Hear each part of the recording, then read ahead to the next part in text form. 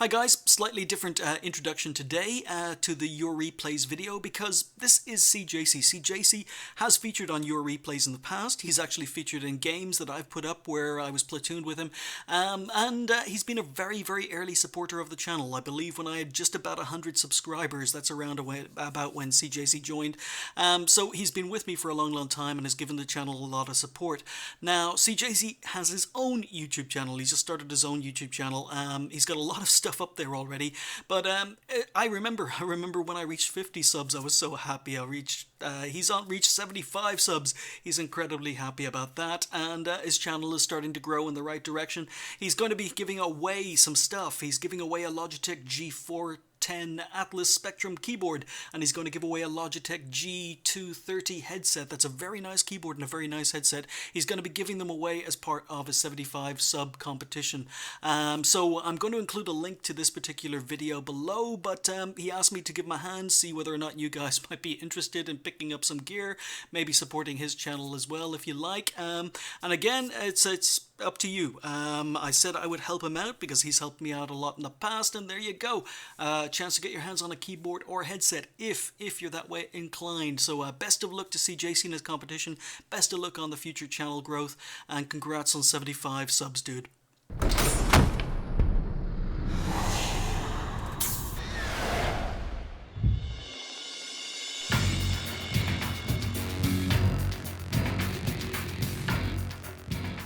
Hi guys, and welcome to another batch of Your Replays. It's been a while since I've featured some of your replays on the channel. I did promise on Facebook I'd fit some in this week if I had time, so that's what I'm doing.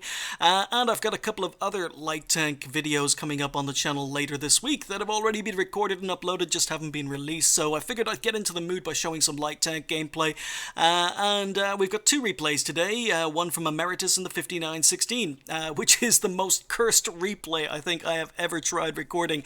Not because it's a bad game or because it's just a, terrible tank, which it is, but the fact that the first time I tried to record this game today, I recorded the entire thing, but realized that my recording settings were wrong because I was recording another game, and I ended up doing a whole voiceover and commentary while recording a picture of my desktop. So that obviously couldn't be used.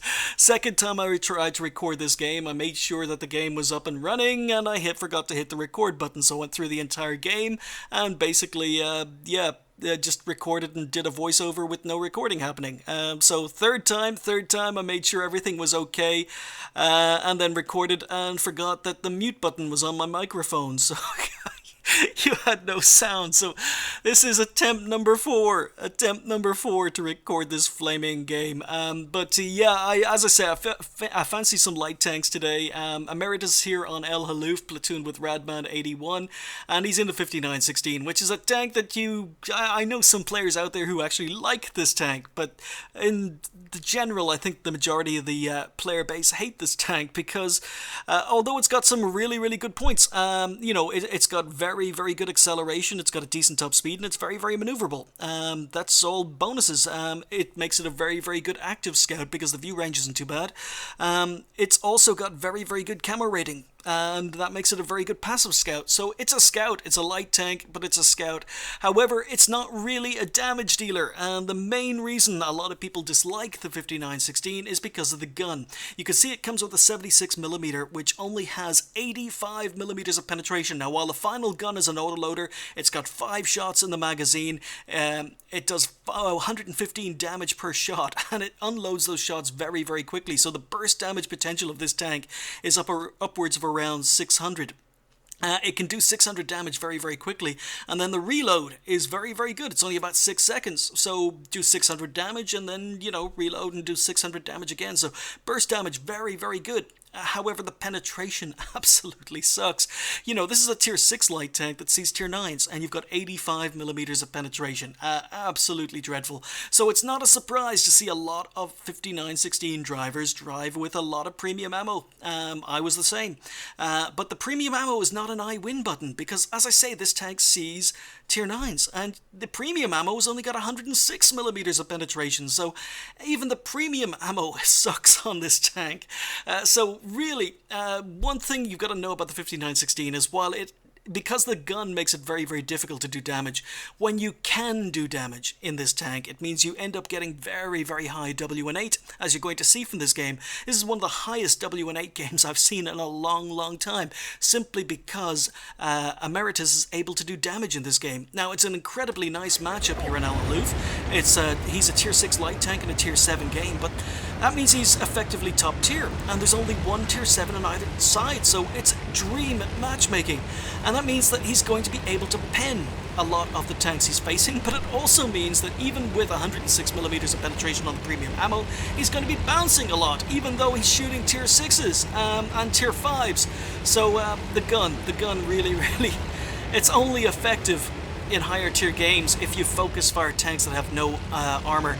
But it looks as if Ameritus is moving up into the common spot here, using his speed to try and get up into the C3 area very, very quickly. And he's already loaded on premium ammo. And the first victim is a Cromwell B. Now look at this burst damage and look at the reload. He goes on the attack, he's very aggressive. 1, 2, sets him on fire. 3, 4, and his selfish teammate nicks the kill. Ameritus did all the damage and Radman81 comes in and finishes off the Cromwell B. But that was a tier 6 medium tank, a very dangerous tier 6 medium tank, and it's dispatched by these platoon mates very, very quickly. 585 damage done to the Cromwell B, and now there's a Cromwell.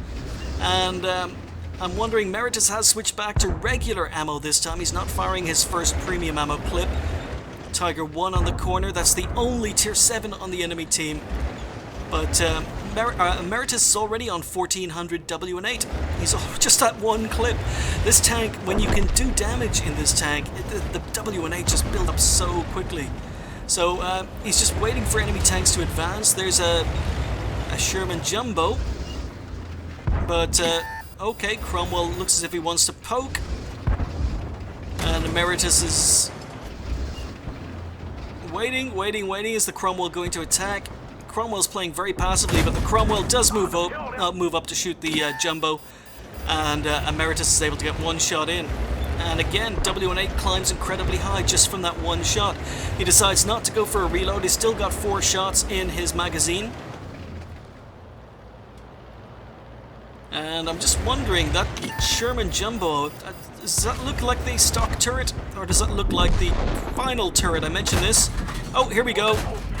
There we go, 2 shots. 2 shots on the Jagdpanzer IV from the side. He's firing, was that regular ammo? And he bounces both. So this gun, it even has struggles going through similar to lower tier tanks. Yeah, so hard to do damage in this tank. But the Sherman Jumbo gets taken out. Again, I don't know, I've featured this tank quite recently. That looks like maybe the final turret, or maybe it was the stock one, I have no idea. But Cromwell didn't seem to have any problem taking him out. But Ameritus goes on the attack, focuses down the Cromwell. 1, 2, 3, 4, one more. And for some reason, Ameritus decides not to go for it. Maybe he didn't want to drive over the ridge, maybe he was worried about the KV-1S with the derp gun looking his way, but he could have finished off the Cromwell, fails to, rams his teammate, and he's going on the attack again. Jagdpanzer IV around the corner on full health. He looks as if he's going to take a hit. He takes a hit, gets tracked, puts his tracks back on, he auto-aims, which is a mistake, and he tries to get to the side, which is good play, but unfortunately, as you can see, the auto-aim is on the front of the sloped armor. So that's the first real mistake. I think maybe he could have finished off the Cromwell earlier with his last shot, risk taking a hit, but that time he auto-aimed and ended up bouncing 2 shots on the Jagdpanzer IV that he really didn't need to bounce if he'd gotten to the side and just used regular aim. But he's up to 3,800 WN8. He's on 1,371 damage. He hasn't picked up any kills yet. And the score is 50-50. The score is 6-6. Could go either way. So once again, he's looking for tanks, looking to flank, using speed, using maneuverability, going to try and get to the side and rear of enemy tanks. There's a Churchill 7 around the corner along with a Tog 2. So he pokes, finds the side of the Churchill, aims above the spaced armor. That one goes into the spaced armor. Second one goes through. So just 2 shots. 2 shots landed on the Churchill 7. He's got 2 shots left in his magazine. He's going in for the kill. And someone else takes him out. Looks like Artie takes out the Churchill 7. So Tog Tog behind.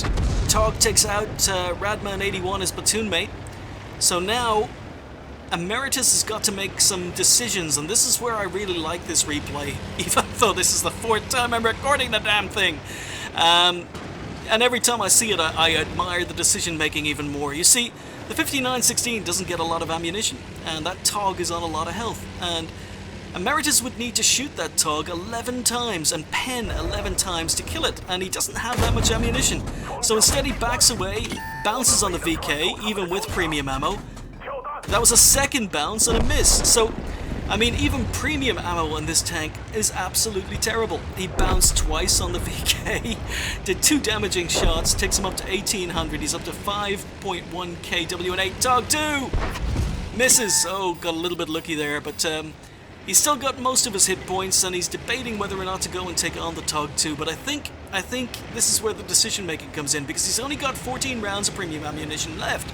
And there's no guarantee he's going to be able to pen all those shots on the Tog, because, you know, the Tog's the Tog. You know, it's got, you know, hasn't got great armor, but if you angle it or get unlucky, then you can bounce on the Tog. Tog is capable of picking up steel walls. So rather than taking on the Tog and wasting what is left of his ammunition, he's decided to go back and defend, because there's a Hellcat down here. There's 2 enemy tanks. So, he's going to try and take on the enemy tanks. They're putting the Hellcat under some pressure. There's the 2801. The score is 9-11. So he's advancing, going to deal with the tanks he knows he can take out with what ammo he has left. He's got a full clip loaded. And the Hellcat goes down. The 2801 goes down, or the FV304 goes down. He's focusing on the 2801, takes out the 2801, and just as he takes out the 2801, oh, someone else killed something, I forgot. Didn't see where that happened. But it is now 2 versus 5. He's advancing on the VK, risks taking a hit. Now the SU-100Y gets taken out by a T-67. That means it is 1 versus 5. It is 1 versus 5. He got lucky with a bounce from the VK. Didn't get lucky that time, but tries to get to the side. Bounces on the front, gets to the side, takes him out. Yeah, just a little bit, a fraction too much auto-aim. You know, when you're trying to get to the side of a tank, just remember you're still auto-aimed on the front, so it can cause you to miss shots. It did it on the Jagdpanzer IV, it did it on the VK, but misses. I have no idea where that shot went. That was a ghost shell, went straight through the T-67, and as a result, that ghost shell means he's not able to kill the T-67 with that clip. He is down to 2 rounds of regular AP left. He reloads, the reload is quite fast, risks it, and takes out the T-67. That was a big risk, because if the T-67 had shot him and rolled high, that could have been the end of the game for Ameritus, but he goes for it. It pays off. There's kill number 3. He is up to 15,000 WN8, 2,355 damage done, but he's down to 1 shell of AP left and 5 shells of APCR. So that means that unless someone has damaged the Tog, there is absolutely nothing he can do. He doesn't have enough ammo to wrap up this game. So what he's going to do, there is the Tog, and the Tog is still on a lot of health, but he's just spotted the gorilla, and he's shooting on the move. This is dangerous, really, really dangerous. 2 shots on the move, 3 shots on the move. Got very, very lucky to impact all those 3 shots on the move, but he takes out the gorilla for kill number 4, takes him up to 20,000 WN8. Oh, enemy RT just misses, but he's down to 2 rounds of APCR, 1 round of AP left. There's a Tog 2 that's on just far too much health, and a Hummel. Now, he could potentially kill the Hummel in 3 shots. He's going to have to shoot the Hummel 3 times to kill it, unless he sets it on fire or ammo racks it, so he's got enough ammunition to kill the Hummel, but how do you win the game? And I think Ameritus is going for Cap. He's going to go for Cap. He's hunting RT. His initial response to the situation he's found himself in is to go hunt for RT. He's aware that should he run out, he's not thinking about winning at the moment, he's thinking about drawing the game if he's running out of ammunition. I don't think he realizes he can still win this game by capping. But he's going to look for RT. There's 5.5 minutes left. We know where the Tog is. Now, maybe the Tug is coming back to defend, or maybe the Tug is moving to the last known position Ameritus was in, but there's no sign of the Artie, and I think at this point, rather than driving up that crest looking for Artie, he suddenly realised that he can win by capping. So, rather than going to deal with Artie, he's on the move in the cap. Now, normally this would be a bad idea. He's not going to deal with Artie, he's going to cap, but he's moving while in Artie, or while in the cap, and that's okay when you're in a light tank. You can move when you're in the cap, because light tanks retain their camo rating on the move. It's not a good idea if you're in a medium tank or any other type of tank and you're driving around cap, but one thing Ameritus does have is he's got binocs and a camo net, because this is a very good passive scout. Sometimes you got no choice but to play it as a passive scout, and he's sat still, even though he doesn't need to, in order to let the camo net kick in, just to increase his camo rating. So it's just a question of where Artie is. He's got 2 rounds of APCR loaded. Artie has just appeared. He auto-aims, 1 shot through the wall, 2 shots through the wall. He's going to kill him, but because this last shot happens to be AP, he's got to go through a reload, and Artie is able to escape. Now, where's the Tog? Ameritus must be worrying where the Tog is. I mean, it's not a fast tank, but is he going to cap in time? He's got to hang around here for half a minute. He's on 4 kills. He's got 1 round left, and again, decisions. Go kill Artie, or with his last remaining shot, or cap out. And he's going for the win. The Tog is not a fast tank. Yep, he could have gone for Artie. But he didn't want to risk it, didn't want to get big reset. He's got 1 shot left. He could pick up kill number 5, but he's on 2,000 or 21,000 W&8. No point in risking it. He caps out to win the game, 1 versus 5, and the Tog 2 finally appears just at the very end. So a huge W&8 score in a tank that a lot of people don't really like, because the gun is just so underwhelming. I mean, it's a decent active scout, it's a decent passive scout. Up against enemy lights, the gun is fine. But up against higher tier tanks, and you can see up to tier 9, unfortunately the 5916 is not rated very highly, and because it's so difficult to do damage in this tank, it can earn a lot of W&8 when it is able to do damage. So Ameritus picked up his ace tanker. He picked up a Colobanos medal for capping and winning against 5 enemy tanks at the end. He picked up high caliber. He picked up Invader. Very good result in a tank that, as I say, is very underpowered. 1317 XP overall, nearly 3k damage done, 4 kills in a very nice matchup. Fired 44, fired through almost an entire stock of ammunition, 45 rounds in the tank. Hit 37, pen 27. So even when you're firing premium ammunition, the penetration still is terrible on this tank.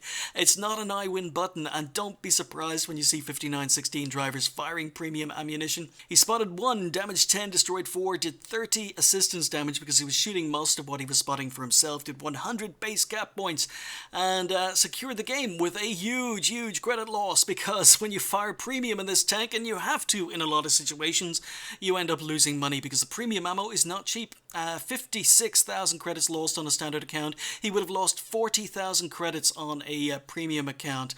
Yeah, 5916, not a very strong tank. We are here with LethalEffect in the LTTB tank that I've featured on the channel recently, but it means I don't have to spend a lot of time talking about the history of this tank, because I've covered it on multiple videos not so long ago. But the reason I wanted to feature this game is not only did I pick it out at random and it was a light tank replay, and it was a very good game. The reason I picked this one is because it is Assault on Siegfried Line. Now, I don't play Assault mode. I've got Assault mode switched off because I think there's enough lack of teamwork in World of Tanks as is, and Assault just requires more teamwork than maybe standard battles or Encounter do. So I tend not to play Assault. I just got too many bad results due to fact, I just didn't want to rely on the teamwork. I'm not going to get very salty. I want to focus on this game. But it's Assault, and that means that the scouting opportunities for the LTTB are very limited. So what you can see here is LethalEffect has actually just moved up to, he's hugging the red line, and he's already doing damage. You can see the rate of fire. Could have gone for a turret shot in the Tiger P, unfortunately bounces on the very good frontal hull armor. But, yep, some nice easy damage, and he picked up his first kill already. He's done 539 damage. The gun, the 90mm on this tank is or 85mm I should say, it's just very, very good. Now, LethalEffect is firing premium ammo, even though he doesn't carry that much premium ammo. I mean, he's got about a... he's got quite a big loadout of HE, and he's got quite a big loadout of... regular AP, but he's sticking with the premium ammo to deal with top tier heavies. Unfortunately, didn't let the gun aim in fully, needed to take a snapshot before the lava got into cover, and of course lavas. I mean, lava drivers.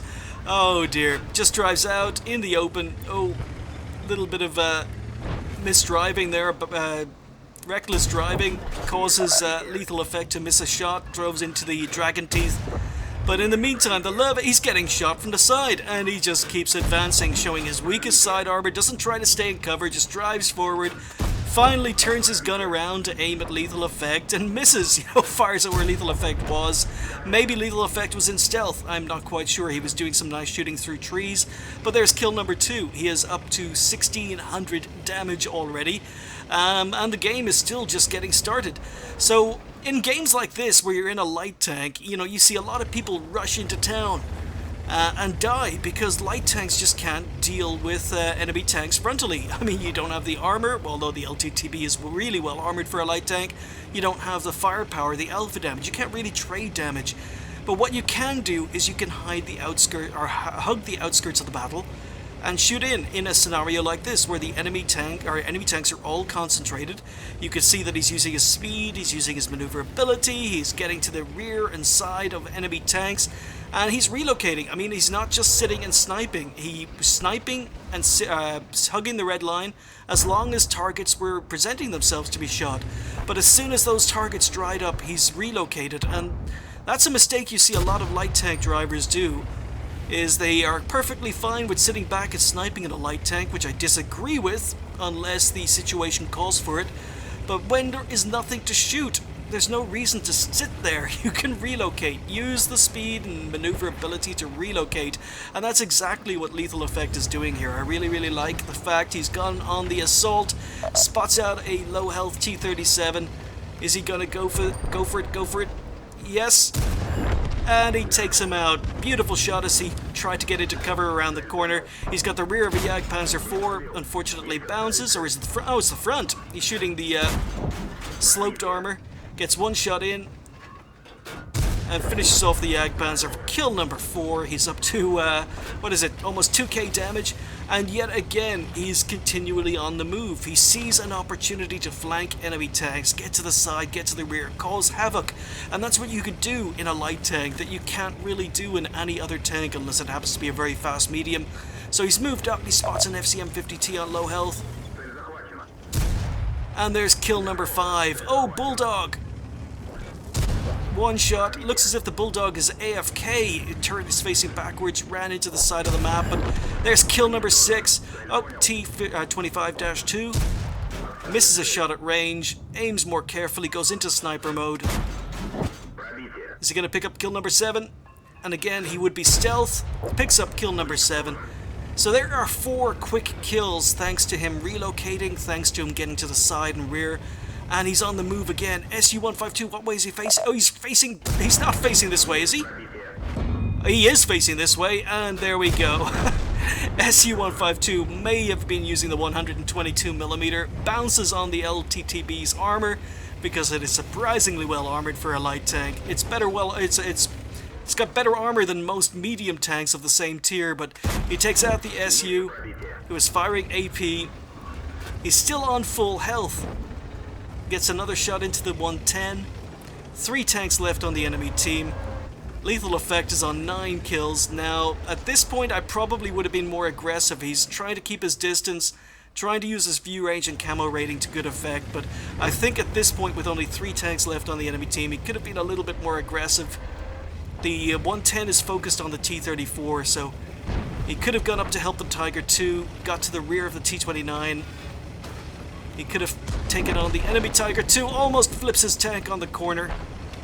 I've got a clip of me doing something like that coming up on the channel very, very soon, but He does finally move in. He plays aggressively, gets a shot into the Tiger 2. T-34 takes out the what was it, the 110. Lethal Effect, he's on 3k damage now and running into rubble. But he needs... Oh, Tiger 2's looking this way. This could hurt, but no, T-34 saves him. Just a enemy T-29 left on the enemy team. So Lethal Effect, one shot in. And look at this, he's holding his shots, he's holding his shots, he's holding his shots till he gets to the side. Takes the T-29 out. Nice handbrake turn at the end, but 10,000 W&8, 9 kills, 3,400 damage done in the LTTB. So that was an ace for Lethal Effect in the LTTB, much better than my ace tag that I posted on the channel not so long ago. He picked up a Radley Walters, excellent result, and obviously the automatic Top Gun. He finished top on XP with 1570, very nice XP total, 3,500 damage done, 9 kills, can't complain. 31 shots fired, hit 25, pen 24. Now he did fire through quite a bit of premium ammo. He's got an interesting loadout, 4 HE shells, quite a lot of premium, but he does carry the majority of AP on this tank. So, but the premium ammo on the LTTB is not cheap. And you can see that his ammo cost 31 shots, 42,000 credits, even with a premium account, meant he only made a profit of 4,700. He would have made a loss of 11,000 on a standard account. He spotted 11, damage 9, did 288 assistance damage, and it was the first game of the day on a ×3, I'm happy to see, which left him on 7,000 XP overall. So 2 very, very good light tank replays with 2 very, very good results. I want to thank Lethal Effect and Ameritus for sending those replays in. As always, if you want to send replays in, you can send them into the email address at the bottom. It's in the description of all my videos. I get asked so often, where do we send replays? It's under every video. The email link is under every single video. But sorry it's been so long since I brought some of your replays to the channel. I'll try and do better, try and get more of them on the channel in future. And thank you guys for watching. I'll see you next time.